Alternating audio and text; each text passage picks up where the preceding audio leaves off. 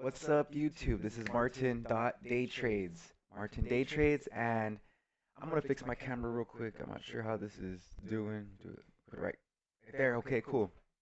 So you follow me on Instagram, guys. Follow me on YouTube.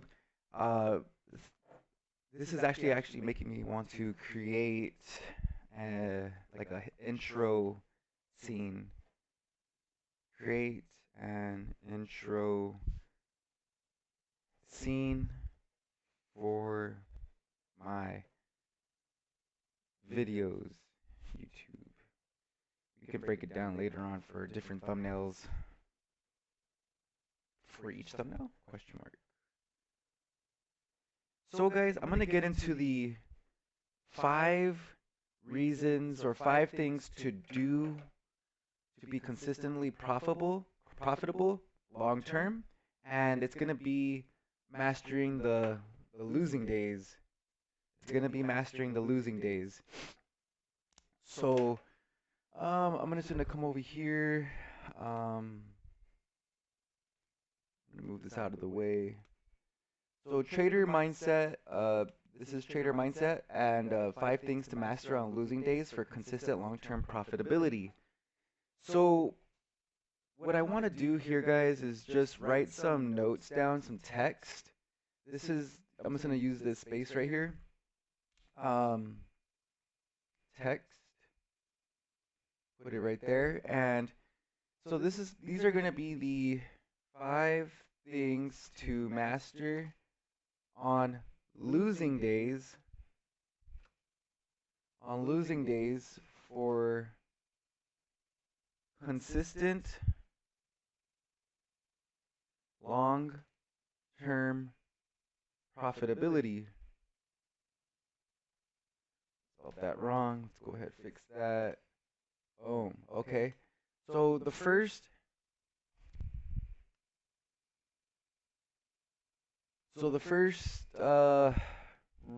thing I'm gonna tell you guys is what can we say? So the first one I have written down here, guys, I have my list, is overtrading.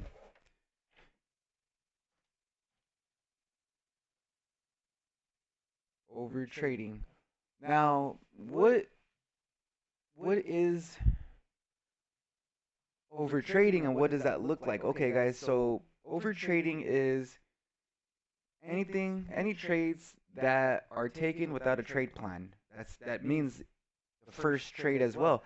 So if you take a trade and there's no logical reason to get into it, no high probability situation for a move, it's overtrading in itself. But overtrading is having a trade plan, executing it, and then wanting to keep trading more even though the move has already happened for the day. The premium price has already taken off that area, that zone, that price at that certain time. So over trading, taking the trade when it's not your time of day. So if you're trading New York, you're going to want to be at your table for about a good 2 hours. Your trade station, your phone, wherever you're going to be watching the charts for 2 hours of your day, setting alerts, doing what you're doing.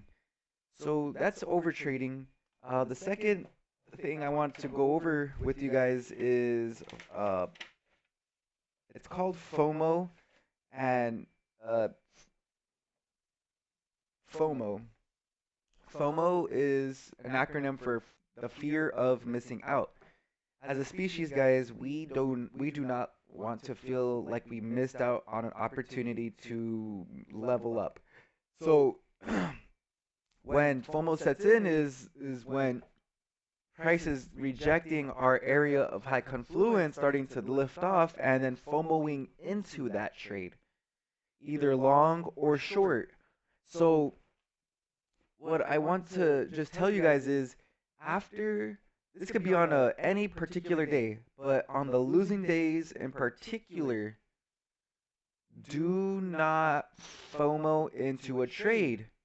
Because if you're gonna lose that day, you're already like gonna have a higher probability of losing, because now the risk to reward is off, and just FOMO's not good in general.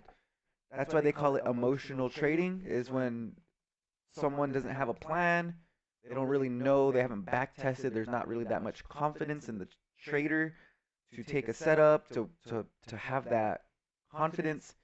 So that's FOMO. The next thing I want to kind of go over with you guys is over leveraging.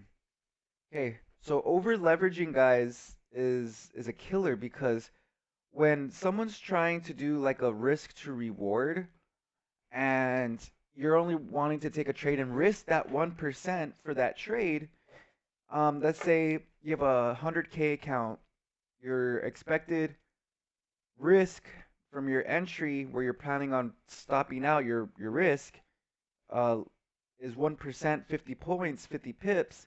That's two lots right there. One trade max, you know. So once um and if your rules you're getting better and if your rules say, hey, risk 1.5% per trade because I'm only taking bread and butter setups, well, that's not over leveraging because it's to your rules.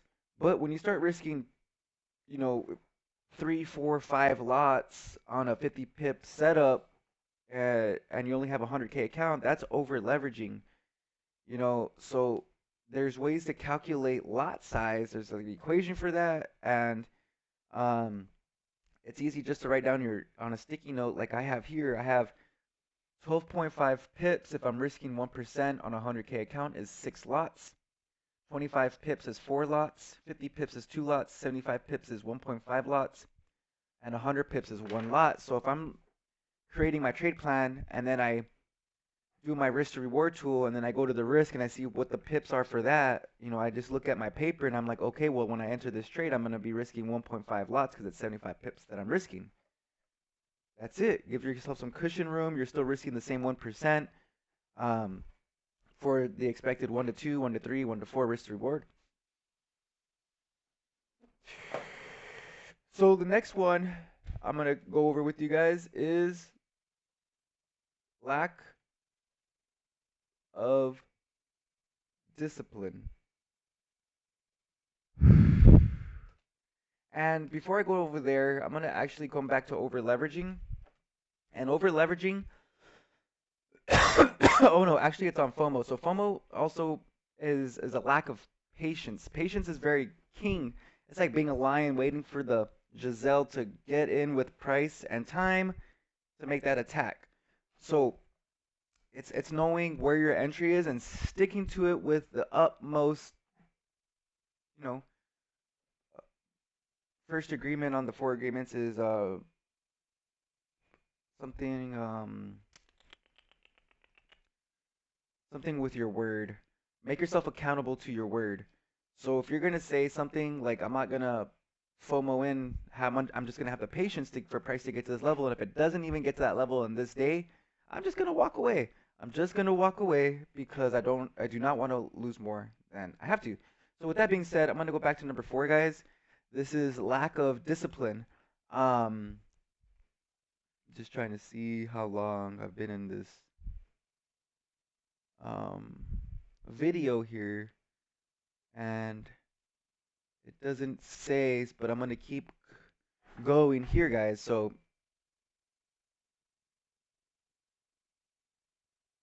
yeah, I don't see it. So lack of discipline. Lack of discipline is not waking up on time, getting to your trade station right at the market open.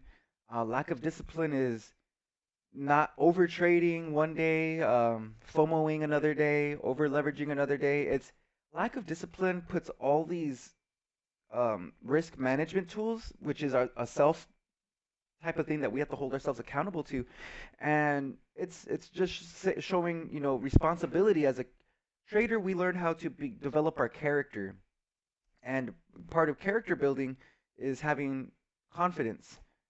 And when you have confidence, you start to be more responsible, because when you're more responsible, you're able to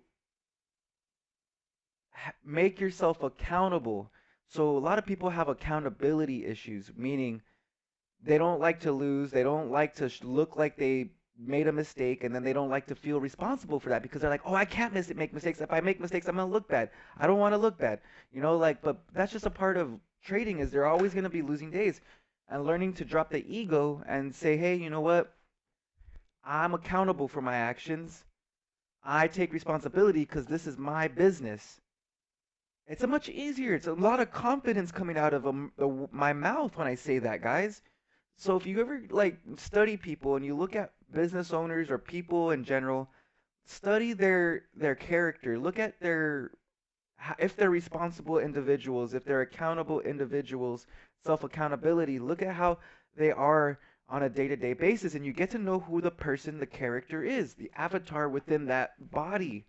And some people, you know, just there's this Nicki Minaj song called Moment for Life, and I just can't help but resonate with these stars of the world that learn how to have good character. Because then once you have good character, you're able to take those losing days and just elevate. When someone's not in good character and they lose, they quit. And quitting's not an option with us, guys. We do not quit. We just adapt. We adapt to our situation. So that's a lack of discipline, guys. Um, the next one is number 5. The last one is add risk to reward. And I just usually do this. So with that being said, guys, I'm gonna just let you guys know if you guys see if you guys. I'm gonna make this bigger, um, so you guys can see that a little easier on the screen on your computer screens. Actually, I'm gonna make that just a little bit bigger too. Okay, there we go. So if you guys couldn't see, now you guys can see 5 things to master on losing days for consistent long-term profitability. Because winning is easy, guys. Once you're in the winning side of a trade and you know your bread and butter setups, you're getting optimal trade entries. Um, the hard part is managing yourself as a person, an individual. How am I going to handle this trade as it plays out in the day? There's a lot of time in the day, guys, and a lot of people do not let things breathe out. So add risk to reward is caused by within FOMO, because once here, let me just do this for you guys down here.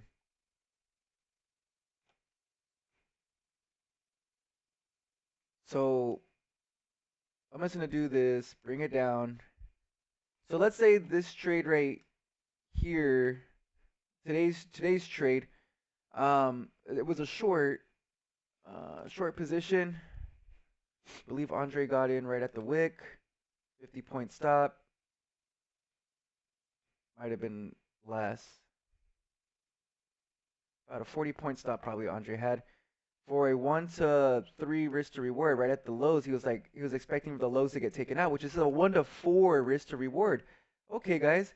So we know where our risk is, right? Right here, you guys are seeing this, and actually I'm gonna just make this bigger. I'm gonna go away, guys, but this is now just so you guys, my viewers, can see a 1 to 4, and you can see that right here, 4.06. It's a 1 to 4, and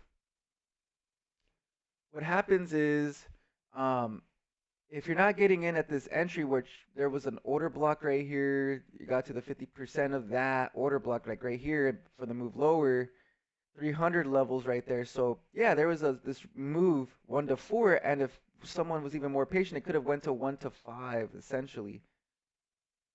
Right there, that's even 11,100. It might have went to 11,050, whatever, but 11,000. So from 300, that's a 300-point move, guys. But let's say someone's like, okay, I'm not going to enter as it gets into this area. What I'm going to do is wait for this, for the pullback to get in right here. Okay, but let's keep the original stop loss, 340. This is now a 1 to 3.5 risk to reward, guys. You missed out on 0.5% because the entry wasn't up here anymore. It's down here. Let's say you want to get in at the break of this low right here. Now this is a 1 to 2 risk to reward, guys. This isn't even for with a what is this? The risk. The risk is 88 points. It shows right here, 88 points right here. And let's say someone wants to make it even 100. Like now what is the risk to reward at this point, guys? Like this isn't even a 1 to 2. Let's say someone's expecting to get a 1 to 2. That means the price would need to get down to here, which it never did. So getting in at these perfect points, like, and then having, even a 50 point, which is right there. So 50 points I'm risking on a 100K account is 2 lots. I'm entering this short position with 2 lots, and let's say at 1 to 2 or 1 to 3, I'm taking at 1 to 3, I'm taking out 3%, and then I'm writing it down to until it gets to 1 to 3.5, and that means I'm securing a little over 3%, not the full 3.55%, but I'm like 3.2, 3.1% on this move just because I locked it in as soon as I got to 3% or to TP3, take profit 3, which I'll show you guys right here. I have a Fibonacci tool that I use to calculate these, visually see these areas. So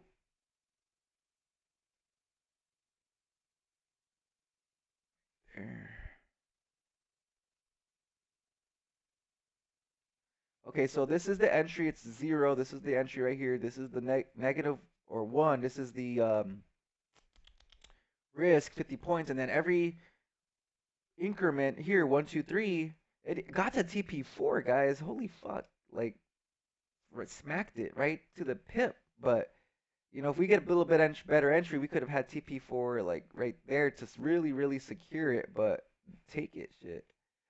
Anyways, um, we weren't looking for that. We were looking for the lows. So 1 to 3 essentially, and then it went to 1 to 4. So this is a quality setup, guys. Very safe. The highs, the lows. You guys can look left to see where price could have targeted, where entries could have been. And then it came out and stopped out price. But by the time it got to 1 to 1, like price came down to here, we're already going like this. Boom. Stop loss to entry, and then price came all the way down. As soon as it came back up, secured profit, and then got stopped out for the rest of the day. But whatever. So that's what it means to have a positive risk to reward, guys, for these charts here. Um, so with that being said, guys, my name is Martin. Martin Day Trades. Martin Day Trades. You can follow me on Instagram. You can like, comment, subscribe on my YouTube channel. I'm an aspiring day trader. I've been day trading for 2.5 years, but I've been trading under FBA Capital YouTube channel, and on Instagram he goes by FBA Capital, and his private account is I am Andre Diaz. Um, he's a funded trader. He's been polishing my skill, and now I'm taking the FTMO challenge. I'm confident enough that I can go in and compete long term, and I've been working on this skill set, understanding trader mindset, learning about myself, learning how I trade, and now I'm at that point where I'm putting skin in the game and actually feeling the pain of losing days, and understanding that to win long term, have consistent long term profitability, it's mastering how to lose on losing days, winning on losing days. We'll call it winning on losing days. How about that? Feels better, right? So no over trading, no FOMOing into trades, no over leveraging, no have a lack of do not have a lack of discipline. Be a disciplined trader, guys, because you know only the disciplined win. So and then the last one, number 5, is bad risk to reward. So keep it G, guys.